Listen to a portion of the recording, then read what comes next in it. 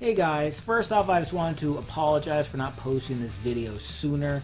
When I went to record the intro to this video, I guess I didn't record it properly or something because I just couldn't find it anywhere on my computer. With that being said though, I'd like to thank everybody who watched part 1 of my WhatCulture Audition, and if you haven't, I strongly encourage you to do so.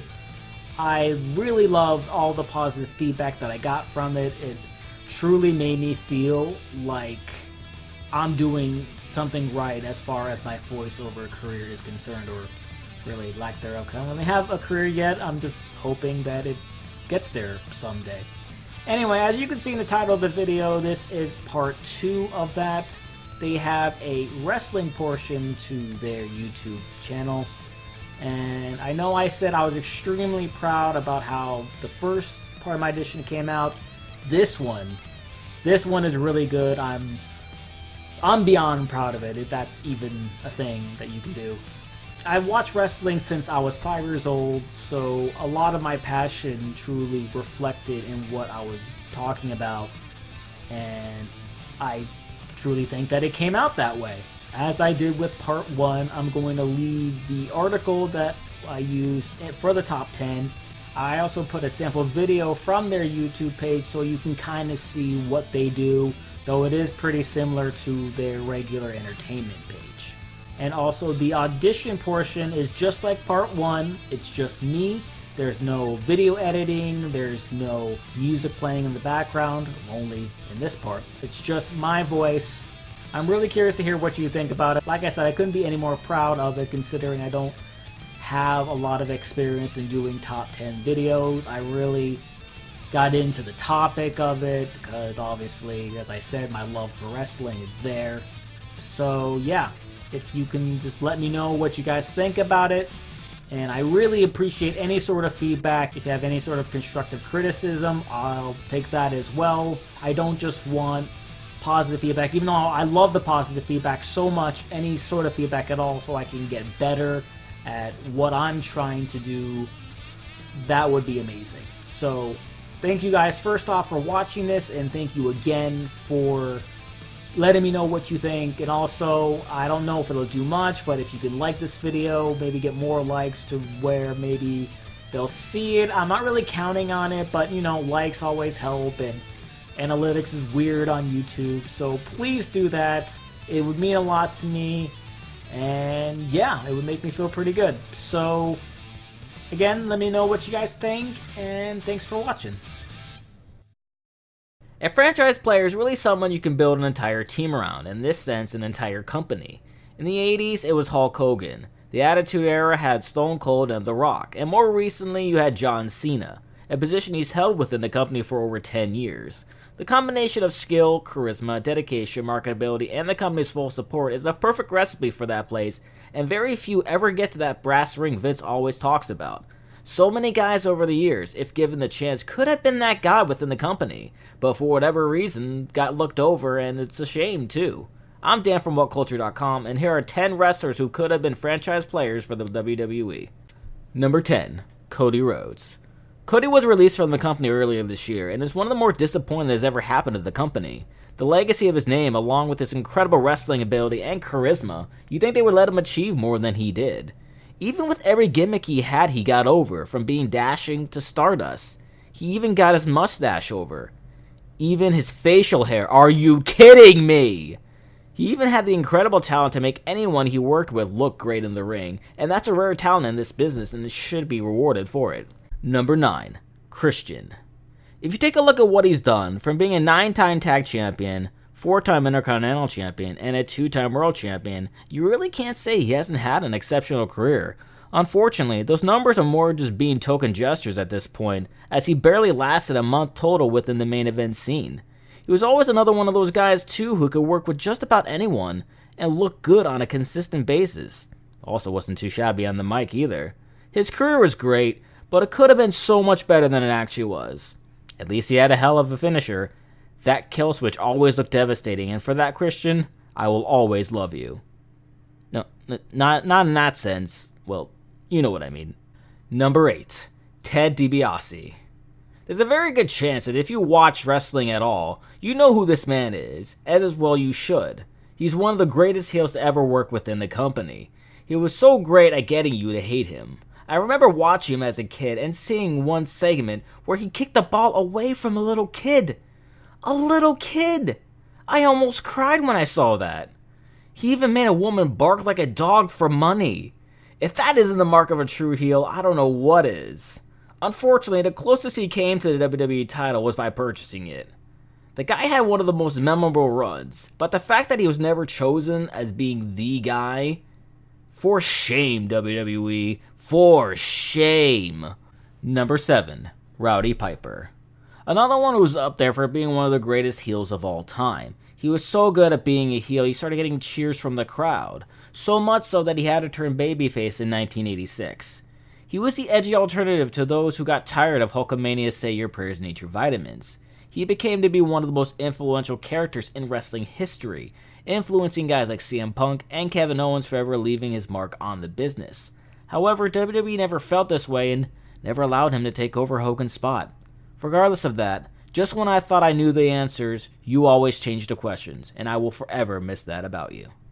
Number 6, Ethan Carter III. Known as Derek Bateman in the WWE, he was a contestant in NXT and showed brief flashes of his brilliance while working promos with then-coach Daniel Bryan. Unfortunately, WWE was blind to this and released him in 2013, and has since then become the face of TNA. Even though things are shaky right now within the company, he remains one of the steadiest and biggest assets that they have. Everything from his look to his charisma screams superstar. If TNA ever goes under, or if he ever gets released, WWE should immediately pick him up because of his star power is something they are sorely lacking. There's no guarantee they'll use him any better, but it would be best for business. Number 5, Sting. It's really hard for me to hide my love for this man. He was the reason I ever got into wrestling to begin with. As a kid, seeing that man wearing face paint with that blonde flat top haircut, I thought that was the coolest person I'd ever seen. This man was the franchise of WCW, and an absolute icon within the business. He was a 6-time WCW champion when the company was bought out in 2011, and won the last official match against Ric Flair on Nitro. But because of Vince's treatment of former WCW stars, he decided on so many different occasions to not jump ship. And seeing as how his character was treated when he got there, can't say that I blame him. I remember how excited I was when he finally made his first appearance on WWE television. If only that me knew what was to come. Poor innocent past me. It's hard to say what would have happened if he decided to join sooner. We're just left to wonder what if. Number 4, Chris Jericho. Y2J, the Ayatollah of rock and rolla. The best in the world at what he does. My dad. Okay, maybe I made that last one up. Chris Jericho is as close to being a franchise player without actually being one. As we all remember and continuously get reminded, he beat The Rock and Stone Cold Steve Austin in the same night, and is guaranteed to be in the Hall of Fame the moment he retires. Regardless of how close he was, there was always someone just a little bit higher on the pecking order, and it really is a shame. He's constantly getting everything over with how often he reinvents himself, from the jacket that lights up to a sheet of freaking paper. And because of that, very few will ever rival just how over this man is. Chris Jericho, you're the best. Number 3, CM Punk. The voices of the voices himself will always be remembered for his incredible wrestling ability and his pipe-bomb promo, which started one of the best angles in recent history. He was a standout with just how edgy he felt, and also with the lack of that around at the time. And he was such a good talker that when he said he was going to walk out with the title, you actually thought he was going to do it. And he did too. Be it for a short period of time, but it still happened. At the time, no one knew or when he was going to come back. After winning his title back from Del Rio, he went on to be champion for an astounding 434 days. That's something that would surely make him a franchise player. But nope. Time after time, John Cena still felt like the bigger star. It was almost as if he was an afterthought that he was champion, which is something that would cause anyone to want to leave, and he eventually did. Whether you love him or hate him, you have to give him credit where credit is due. He left his mark on the company, and I will forever miss him for that. Number 2, Owen Hart. My, how I miss this man. He had such promise to be one of the best for years to come. Some even considered him to be better than his brother was in the ring, and that's high praise given how much of a polished technician Bret was. His promo skills weren't great, but he came to every one of them with such energy and such passion. That's something any fan could buy into. Unfortunately, even when he was alive, WWE seemed to see him as living in Bret's shadow. Would they have ever let him be more than he was? There's really no way of knowing, but considering that he was hanging out in the mid-card at the time, it wasn't looking good. Then came the night that everything happened. It's a memory that will always stay with me, and being that it was the first death that really affected me. Given his talent and ability in the ring, there's no question he would have been great at being the man in the company. Unfortunately, that's something we'll always have to question in our minds. And number 1, Reza Ramon. I apologize for that impression and for the one I'm about to do. Hey, Chico. Yeah, I immediately regret doing both of those things. Scott Hall had his fair share of ups and downs throughout his career, but very few could match his ability when he was at his best. He was the cool villain, the bad guy, one of the best at the time he was there. And that latter match at WrestleMania 10, that was the first match that I was really wowed by everything they were doing. Then in 1996, he jumped ship to WCW and became one of the 3 original members of the New World Order. That was really something that jump-started WCW and forced WWE to adapt by moving into the Attitude Era. Unfortunately, his demons got the better of him and led him down a path of self-destructive behavior for years. There's another one of those what-if scenarios. What if he stayed in WWE? Would he have been given the keys to the company? How much different would things have been? It's pretty crazy to think about. And that's our list. Did we miss any out? Let us know in the comments below. Be sure to like, share, and subscribe. You can follow me on Twitter @DanSMakata. I'm Dan from WhatCulture.com, and I'll talk to you soon.